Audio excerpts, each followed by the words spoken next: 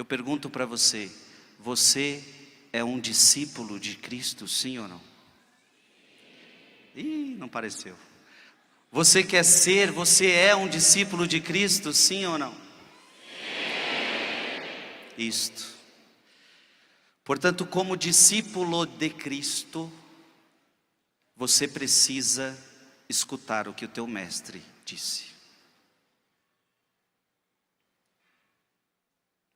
Preste atenção. Primeira coisa. Jesus, eu vou ficar só no Evangelho. Eu não vou falar nada mais do que o Evangelho. Jesus disse aos seus discípulos, o Senhor disse a nós, que dizemos que somos seus discípulos, que dizemos que seguiremos seus passos, então somos discípulos de Cristo. Então Deus está dizendo aos seus discípulos: o discípulo não está acima do mestre, nem o servo acima do seu Senhor. A primeira coisa que Jesus está dizendo: olha, preste atenção, não é eu que sigo você, é você que me segue.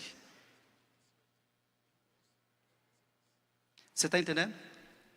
Não é Jesus que me segue, é eu que sigo Jesus. É como se Jesus estivesse dizendo para os seus discípulos: olha, vocês precisam ser humildes. Eu sei, talvez vocês tenham as suas ideias, talvez vocês tenham as suas convicções, talvez vocês tenham os seus desejos. Então, eu quero que vocês entendam o seguinte: para me seguir, não sou eu quem sigo você, é você quem me segue, porque o discípulo não é maior que o mestre. Isso é muito importante. Ele é Deus. Nós somos os discípulos. Ele que ensina e a gente aprende. Não é você que ensina a Deus. Não é você que mostra a verdade para Deus. Não, não. Ele é a verdade. Deus não precisa que ninguém lhe ensine a verdade. Deus não precisa que ninguém lhe ensine o caminho. Ora, Ele é a verdade, Ele é o caminho. Você não precisa ensinar Deus nada. É Deus que ensina você. Você é o discípulo, você não é nada. Lembra que um dia você não existia nessa face da terra. Quantos anos você tem? Um dia você não existia. E Deus sempre existiu e sempre existirá. A Ele a glória para todo sempre, hoje, ontem, hoje e sempre, para a glória de Deus Pai, amém.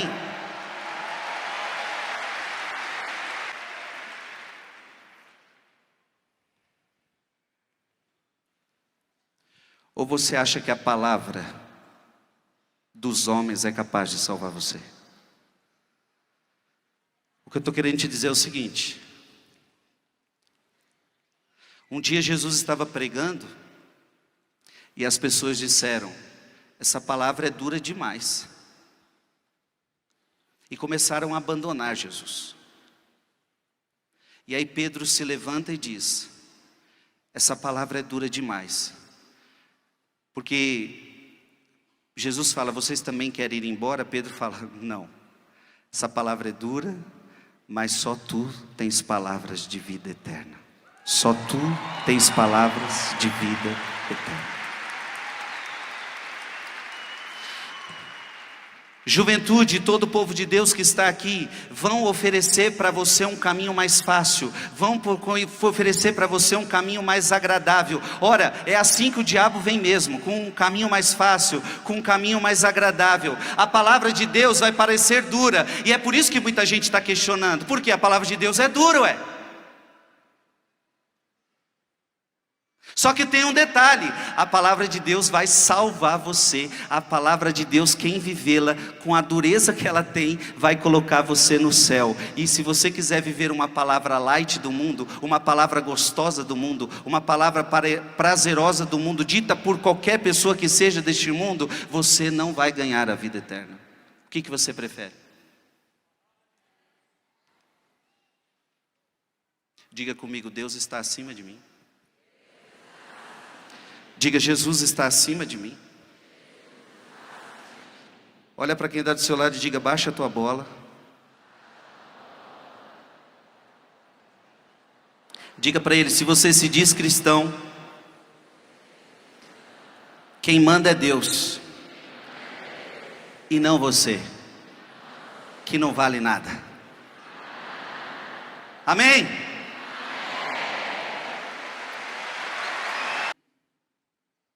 Para ser cristão nos dias de hoje não pode ter medo, porque o ataque vem, a afronta vem dentro da sua família, a afronta vem dos seus amigos. E simplesmente porque você vive os valores cristãos, simplesmente porque você pensa como cristão, e vão jogar um monte de coisas sobre você, coisas bonitinhas, palavras que são inclusive aceitas por nós, mas usadas por eles do jeito errado. Então vão dizer: você é muito radical, você é muito preconceituoso, você é muito isso, você é muito aquilo, e vão jogar esse monte de coisas em cima de nós, e nós muitos ficarão com medo de viver o Evangelho. Jesus está dizendo para você: não tenha medo. Não tenha medo. E uma coisa que você precisa entender: Jesus está dizendo: não tenha medo de quem? Dos homens. Diga comigo: não ter medo dos homens. Porque a nossa luta, diz São Paulo, não é contra homens. A nossa luta é contra principados e potestades. Irmãos, a nossa luta não é contra homens, a nossa luta é contra demônios. Você está entendendo isso? A nossa luta é contra demônios que agem nos ares.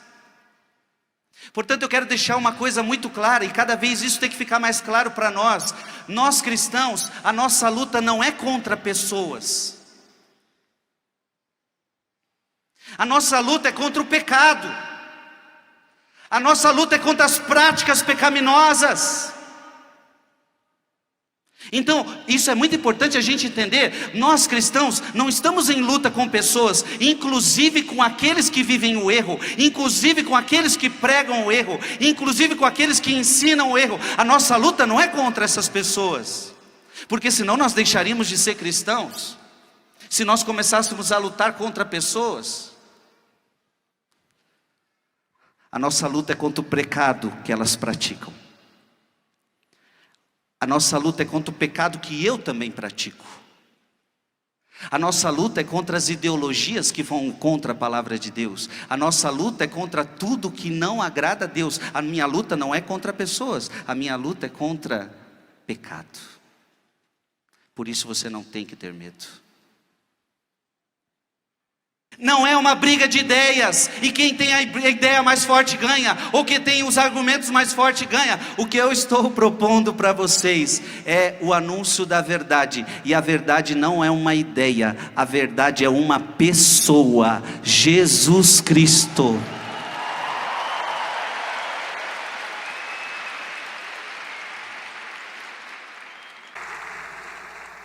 Você está entendendo? A gente tem pouco tempo. A gente tem pouco tempo. Não vamos perder um dia sequer sem aumentar o número daqueles que serão salvos. Nós não queremos perder nenhum. Dentro da sua casa, muita gente precisa ser salvo. Você precisa ser salvo. Nós não vamos perder nenhum. E olha, todos nós queremos agradecer ao Instituto Hesed, que está dia e noite lutando pela salvação de um povo. Amém? Você faz parte do número dos que foram salvos. Não perde isso. Não perde, porque você pode perder. Não sossega não. Ora e vigia. Faz tudo aquilo que eu falei, frequenta o templo todo dia, fica assíduo aos apóstolos, a doutrina dos apóstolos, faz tudo isso daqui. Eu li a passagem está em Atos dos Apóstolos, capítulo 2, versículo de 42 a 47, portanto é lição de casa diária. Eu tenho que viver como os apóstolos viveram, para que eu não me perca, e eu consiga salvar a muitos. Amém. Que Jesus nos ajude. Vamos trazer muita gente que não acredita para Ele mesmo tocar nas chagas do Senhor. Amém. O Catecismo da Igreja Católica nos diz no parágrafo 2284: o escândalo é a atitude ou comportamento que leva outrem a fazer o mal. O escandaloso transforma-se em tentador do seu próximo, atenta contra a virtude e a retidão, podendo arrastar o irmão para a morte espiritual. O escândalo constitui uma falta grave se, por ação ou omissão, levar deliberadamente outra pessoa a cometer uma falta grave. E no parágrafo 2287: aquele que utiliza dos poderes de que dispõe, em condições que induzem a agir mal, torna-se culpado de escândalo e responsável pelo mal que, direta ou indiretamente, favorece.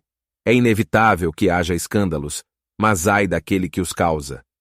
E Jesus, explicando para os apóstolos a parábola do joio e do trigo, no Evangelho de Mateus, capítulo 13, versículos 39b até o versículo 42, nos revela: a colheita é o fim dos tempos. Os ceifadores são os anjos. Como o joio é recolhido e queimado ao fogo, assim também acontecerá no fim dos tempos. O Filho do Homem enviará os seus anjos, e eles retirarão do seu reino todos os que fazem outros pecar e os que praticam o mal, e depois os lançarão na fornalha de fogo. Ali haverá choro e ranger de dentes. São Tomás More, pouco antes do seu martírio, consola a filha com estas palavras: nada pode acontecer-me que Deus não queira, e tudo o que Ele quer, por muito mal que nos pareça, é na verdade muito bom.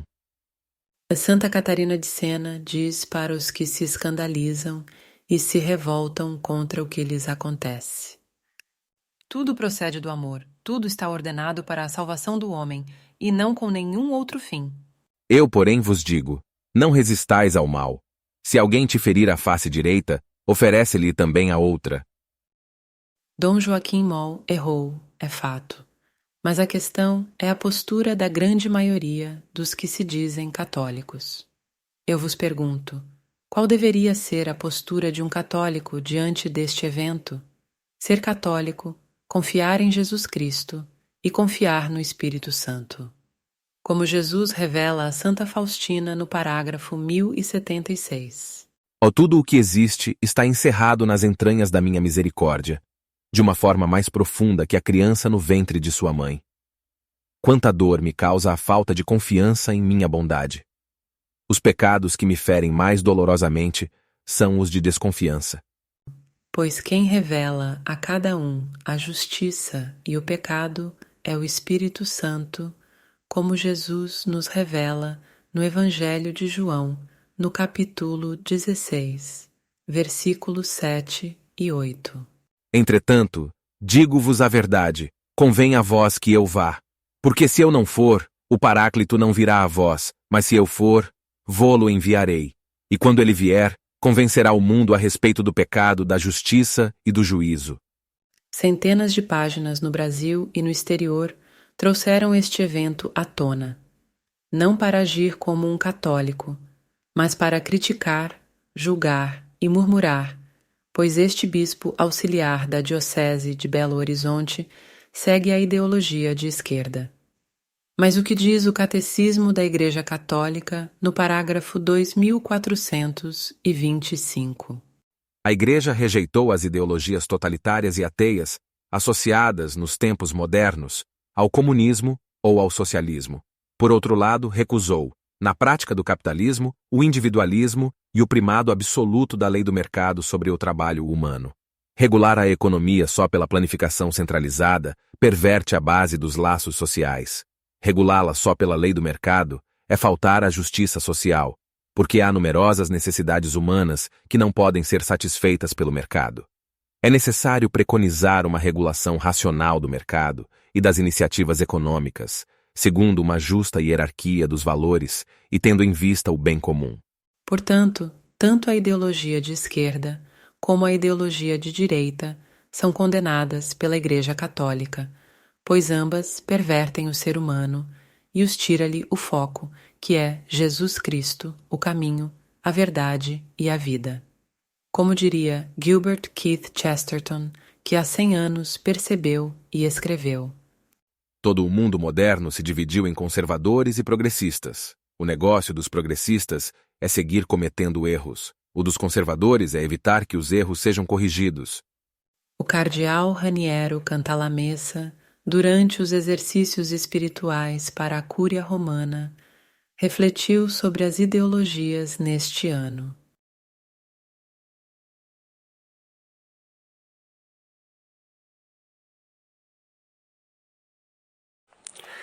Davanti agli eventi e alle realtà politiche, sociali ed ecclesiali, noi siamo portati a schierarci subito da una parte e demonizzare quella avversaria, a desiderare il trionfo della nostra scelta su quella degli altri.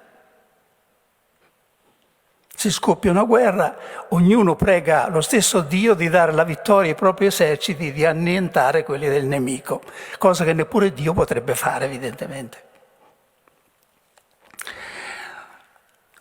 Non dico che sia proibito avere preferenze in campo politico, sociale, teologico e via dicendo, o che sia possibile non averli.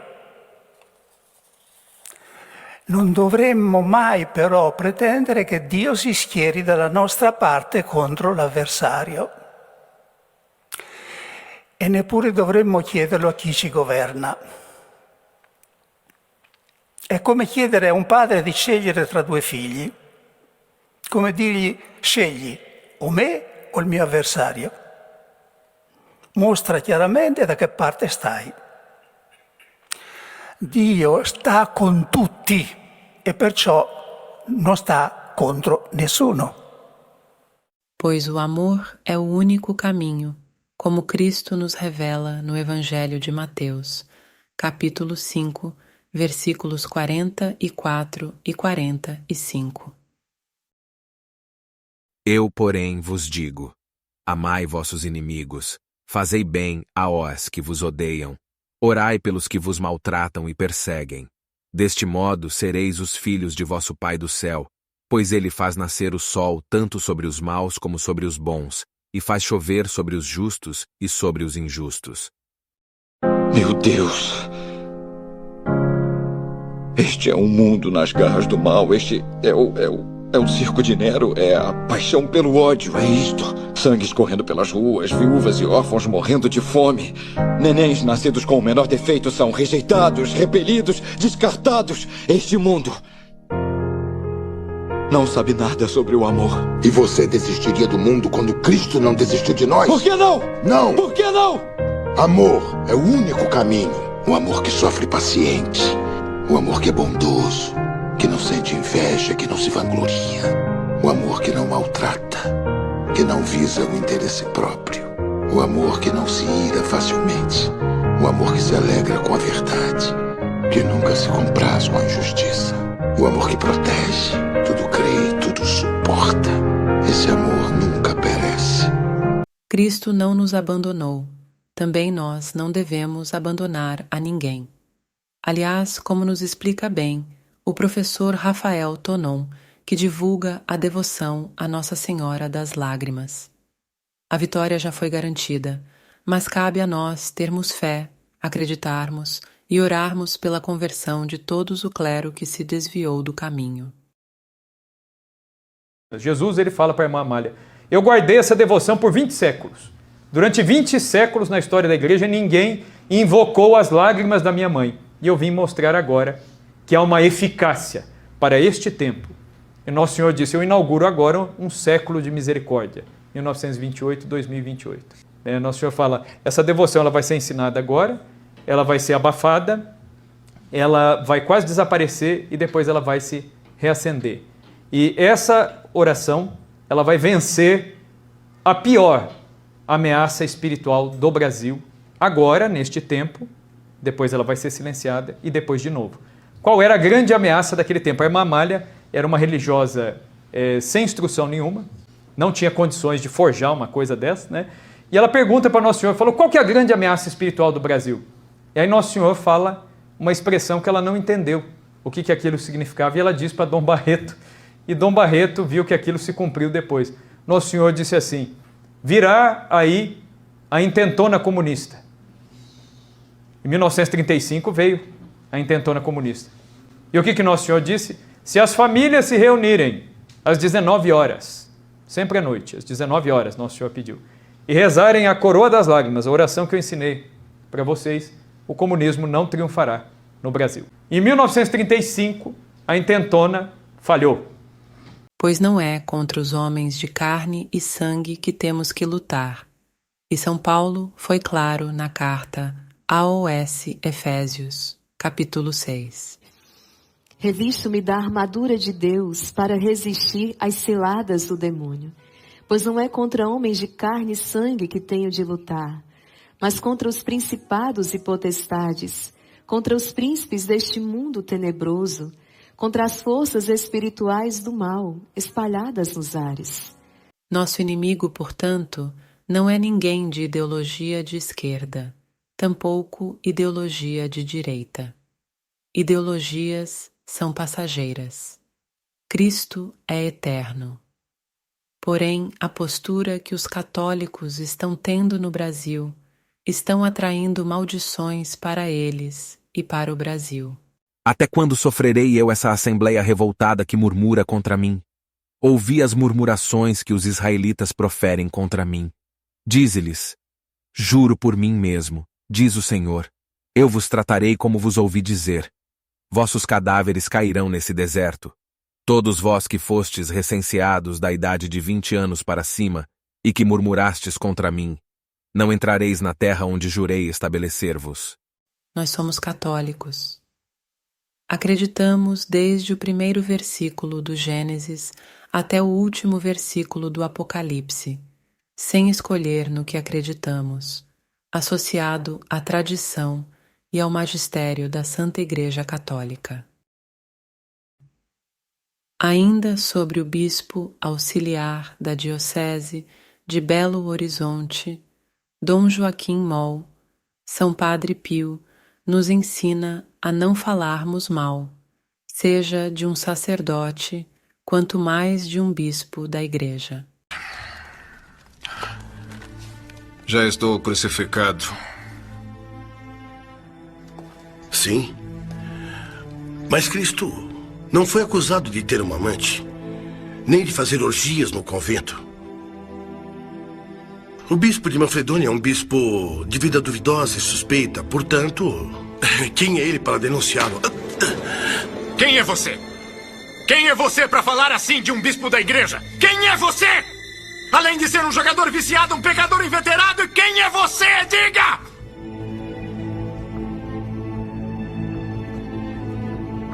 Aprenda a ser humilde.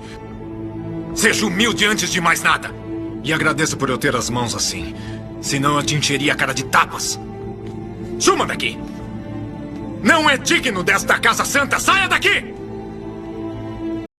O que está em primeiro lugar é fazer a vontade de Deus. O que tem a precedência na minha vida é fazer a vontade de Deus. Mas isso é bonito falar, mas não é fácil viver. Vocês sabem. Se nós não rezarmos, nós não viveremos isso. Eu não viverei isso como sacerdote, e vocês não viverão isso como família. Então nós precisamos dobrar os nossos joelhos e pedir: meu Deus, por misericórdia, concede-me esta sabedoria, para que eu diga não apenas com a boca, mas com a vida, para que eu diga não apenas com a boca, mas com a alma: o meu alimento é fazer a vontade do Pai. E a vontade do Pai é orarmos em reparação pela ofensa ao corpo místico de Cristo e pela conversão de Dom Joaquim Moll e de todo o clero que está transviado. Sem críticas, sem murmurações, pois somos católicos e não as seclas da sola Escritura. Precisamos ser católicos, viver como católicos, dar testemunhos de ser católicos, pois nós somos chamados a ser a luz do mundo. Oremos em reparação. Meu Deus, eu creio, adoro, espero e amo-vos. Peço-vos perdão Para os que não creem, não adoram, não esperam e não vos amam. Meu Deus, eu creio, adoro, espero e amo-vos. Peço-vos perdão. Para os que não creem, não adoram, não esperam e não vos amam. Meu Deus, eu creio, adoro, espero e amo-vos. Peço-vos perdão. Para os que não creem, não adoram, não esperam e não vos amam. Ó Santíssima Trindade, Pai, Filho e Espírito Santo, eu vos adoro profundamente e vos ofereço o preciosíssimo corpo, sangue, alma e divindade de nosso Senhor Jesus Cristo, presente em todos os sacrários da terra, em reparação dos ultrajes, sacrilégios e indiferenças com que Ele mesmo é ofendido, e pelos méritos infinitos do seu sacratíssimo coração e do Imaculado Coração de Maria, peço-vos a conversão dos pobres pecadores. Ó Maria concebida sem pecado, rogai por nós que recorremos a vós. Ó Virgem dolorosíssima, as vossas lágrimas derrubaram o império infernal. Rogamos a intercessão da Virgem Maria, a Imaculada Mãe de Jesus Cristo e nossa Mãe, juntamente com São Maximiliano Maria Kolbe, o qual nos concedeu as armas necessárias para confrontar nosso adversário, que se esconde por trás das ideologias e corrompe parte do clero. Unindo-nos como cavaleiros da Imaculada, almejamos empregar as divinas armas concedidas pelo alto, a oração, o jejum e a penitência. Por meio destas práticas, buscamos desencadear uma contraofensiva, restaurando a luz e a verdade no Brasil, atualmente tolhido nas garras dos asseclas do dragão vermelho e do dragão negro. Os cavaleiros da Imaculada devem agir em todos os lugares. Em casas, escolas, nos estados, em toda a igreja. Apesar de nossos inimigos, nosso objetivo é converter os pecadores, hereges, cismáticos e particularmente os maçons. Iremos rezar pela santificação de todos através da Imaculada. Como sinal de obediência a Maria, iremos usar a medalha milagrosa.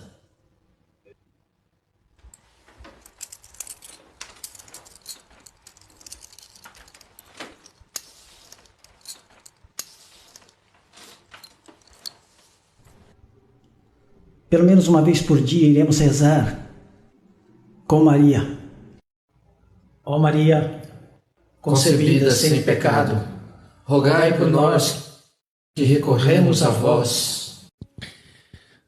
No infinito poder do preciosíssimo sangue de Cristo, no poder da Imaculada Conceição de Maria, Mãe de Deus, no poder de São Miguel Arcanjo, Príncipe das milícias celestes, no poder de toda a hierarquia celeste e dos santos, e no poder sacerdotal a mim conferido na ordenação, eu desligo o Brasil e todo o seu povo de todas as amarras demoníacas, maldições, atos e ritos satânicos, aos quais o Brasil foi atado e condicionado e que pesam sobre esta nação. Com o poder sacerdotal eu corto todos os vínculos diabólicos em nome do Pai, do Filho e do Espírito Santo. Amém. Amém.